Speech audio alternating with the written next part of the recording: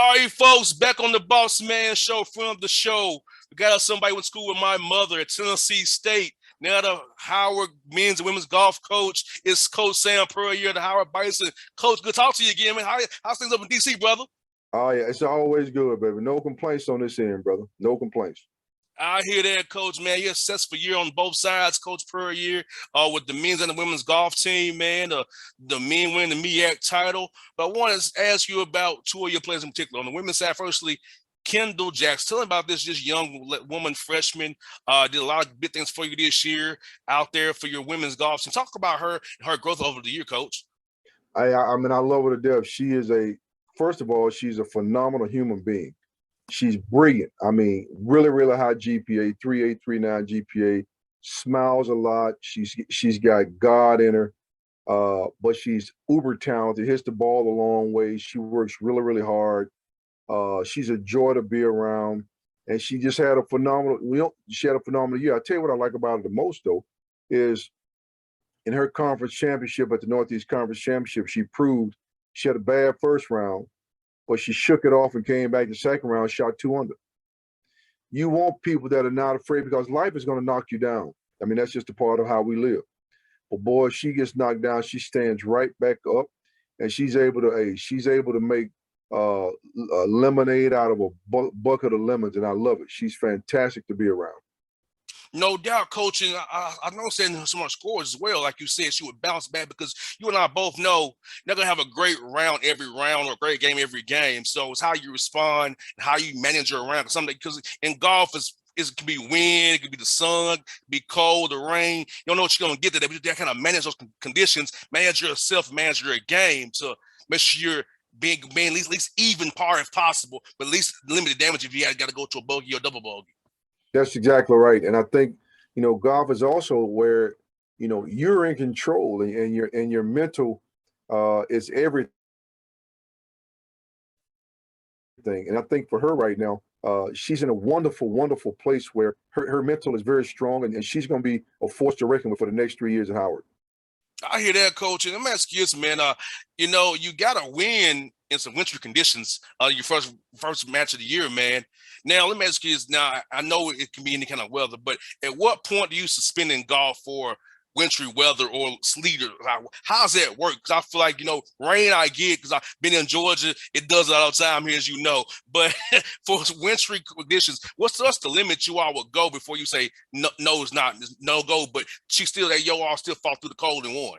Well, I tell you what's crazy is that we set ourselves up to where even on days where it was terrible out and we knew we couldn't get on a golf course, we found other places to practice. So if you can drive to a location, I feel like we can do it. I know some people say, boy, that's crazy. What about if it's 30 degrees? Well, we just find places with overhead heating and keep hitting balls and make it happen like that as well. To me, the toughest people always last. Tough times don't last, but tough people do. And so I try to find students who help exude that. And at the end of the day, we've been very fortunate because I've now comprised 2 programs full of wonderful, tough, academic, and great examples of what a student athlete really is. No doubt. And you started this program from scratch with the help of Steph Curry's donation and others. So talk about just the years you've been there, Coach Puryear, and how seeing you built something molded from the ground up, a grassroots effort. And how does it make you feel seeing the fruition of your vision now and bringing these young women and men who are excelling for you, representing the Howard Bison to the fullest degree? Yeah, it's a lot of fun. I'm not going to lie. It's a lot of fun because at this point, the way I look at it is, it's like playing chess. You put things in place, anticipating the next couple of moves. And I've been able to do that here and to see that we were able, like this year, to indeed knock it down and say checkmate, and we won. That's a great feeling. That's really a great feeling because there are no guarantees with anything we do in life. But the beauty is having students believe in. I tell them all the time, just trust the process. But having students believing in the process and believing in the journey has it definitely makes every day a wonderful opportunity. No doubt. And even with your men's golf team. You know, you all won the PGA Works title. And talk about that, man. You know, I know I'm going to get to your top players here in a minute, but just seeing you all win that title, man, knowing, like you said, seeing the hard work, seeing the process you put in, seeing the work that was done to get that job done, how did that make you feel, man? How Yeah, I did it tell make you you, what, your men feel?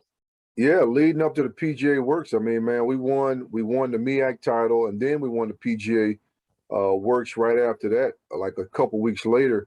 And I tell you what, the beautiful thing with winning the PGA Works is that it was not one guy who carried us. I mean, all five guys played an instrumental part in making it happen. All five guys score counted.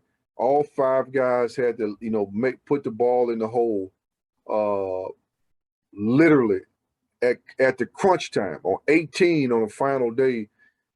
Joshua Siplin and Justin Green both made impeccable birdies, which we realized after the fact sealed the deal for us.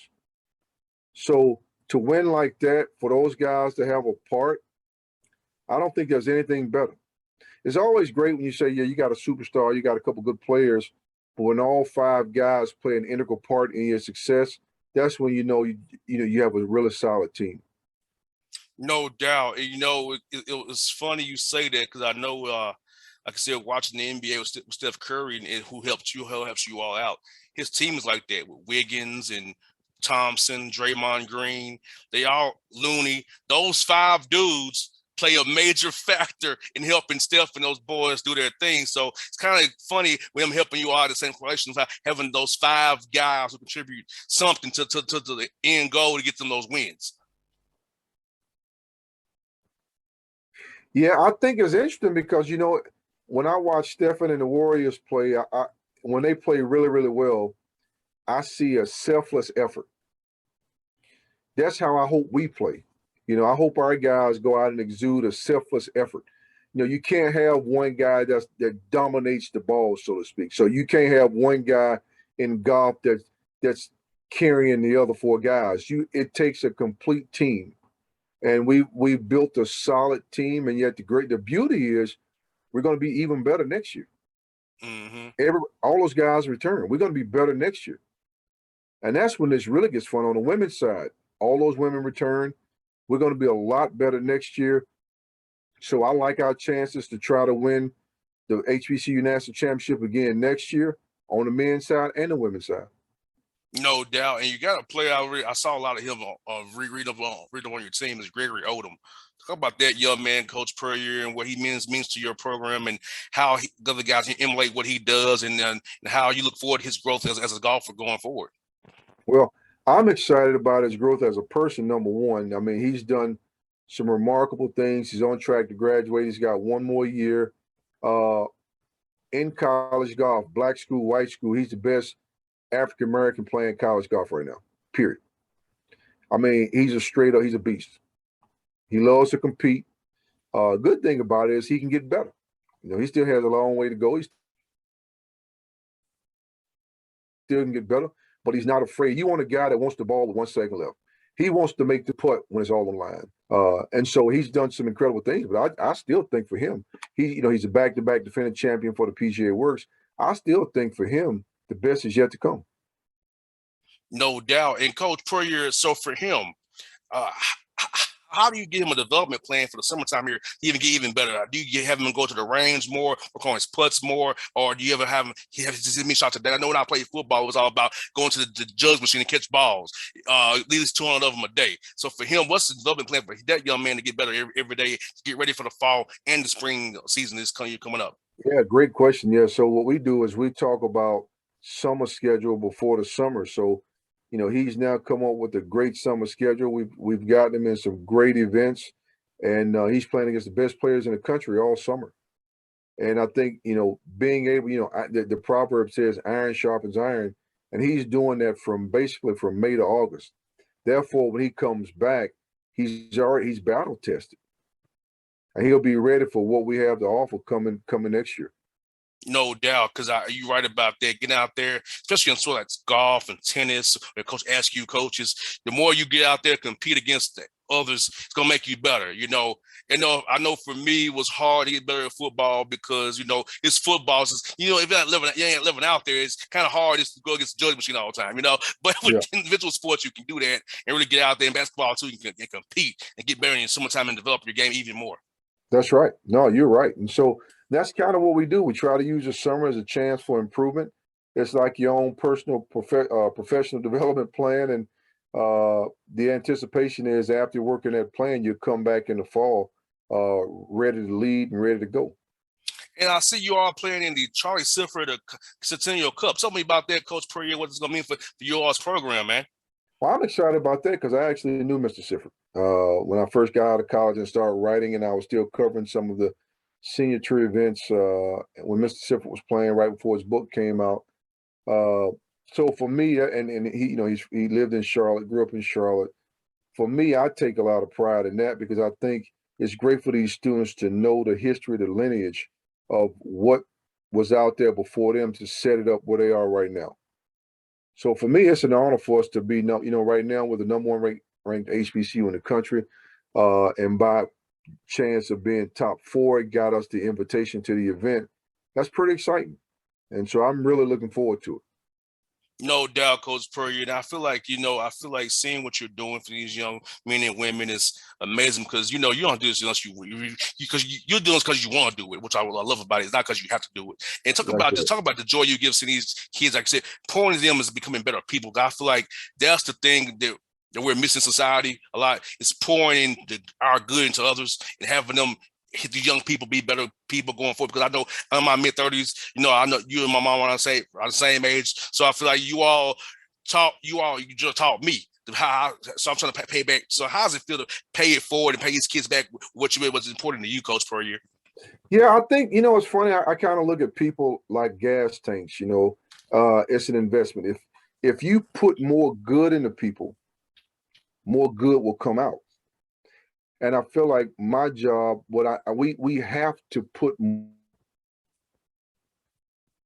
more in. I feel like I have to put more in because I feel like the world needs that right now. I mean, we're living in a time now where people don't like each other, they don't respect each other, because number one, they don't know each other.